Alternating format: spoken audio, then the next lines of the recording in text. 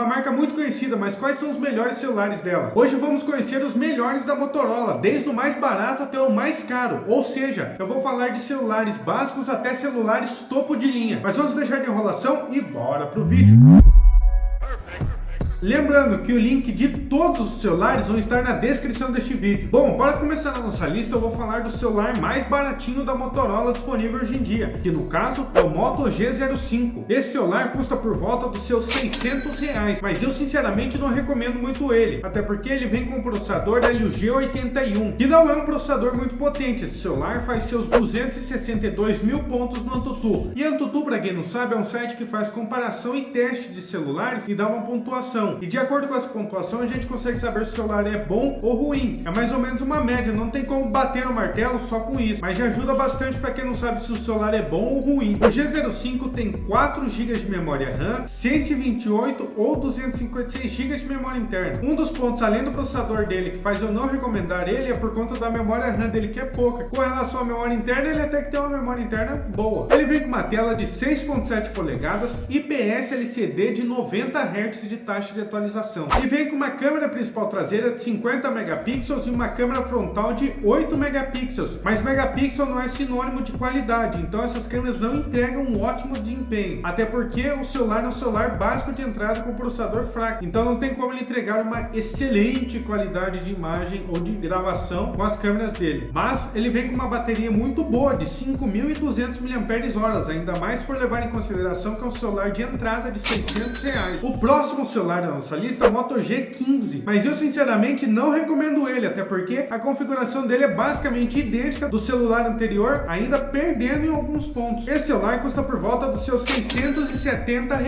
ele é R$70 mais caro, só que vem com o mesmo processador Helio G81, faz a mesma pontuação no AnTuTu de 262 mil pontos, também tem 4 GB de memória RAM, 128 ou 256 GB de memória interna. A única diferença dele é que a tela dele, ao invés de ser 6.67 é de 6.72 polegadas, que é um pouquinho maior, mas tem a mesma tecnologia IPS LCD. Por mais incrível que pareça, apesar dele custar R$70 mais caro, a tela dele ainda tem menos taxa de atualização, sendo só de 60 Hz. Já com relação ao conjunto de câmeras dele, ele vem com uma câmera principal traseira de 50 megapixels, com o diferencial do celular anterior que ele tem uma câmera grande angular de 5 megapixels e vem com a câmera frontal também de 8 megapixels, que nem do celular anterior. E a bateria também se mantém sendo uma bateria de 5.200 mAh. Mas sinceramente eu não recomendo nem o G15 nem o G05. O que eu mais recomendo para quem está sem dinheiro é pegar o Moto G35. Esse celular é basicamente um dos melhores celulares que a gente tem disponível abaixo dos R$1.000. Essa maravilha tem um preço que gira em torno de 700 a 800 reais. Ele vem com o processador Unisocket T760, que é um excelente processador para celulares básicos. Para vocês terem uma ideia, ele faz 423 mil pontos no AnTuTu, sendo praticamente o dobro da pontuação dos dois celulares anteriores. Já com relação à memória RAM, ele também é bem melhor, já que ele tem versão de 4 ou 8 GB de memória RAM e versão de 128 ou 256 GB de memória interna. E o que eu recomendo para você é ir na versão de 8 GB de memória RAM e 256, já que 4 GB de memória RAM e 128 é o básico que a gente tem hoje em dia, e 4 GB de memória RAM já não dá muita conta para os aplicativos e até mesmo os jogos que você vai poder jogar nesse celular. Então o que eu recomendo é você ir na versão de 8 GB, que daí você já vai ter o melhor possível pagando pouco. Ele já vem com uma tela de 6.72 polegadas, IPS LCD, que não é muito boa, mas é um celular baratinho, e essa tela tem 120 Hz de taxa de atualização. Já o conjunto de câmeras dele também é muito bom para um celular básico, já que ele vem com uma câmera principal traseira de 50 megapixels e uma câmera grande angular de 8 megapixels e uma câmera frontal de 16 megapixels. Se você mexer nas câmeras dele, você consegue extrair uma boa qualidade de foto e até mesmo de vídeo, mas não dá para esperar,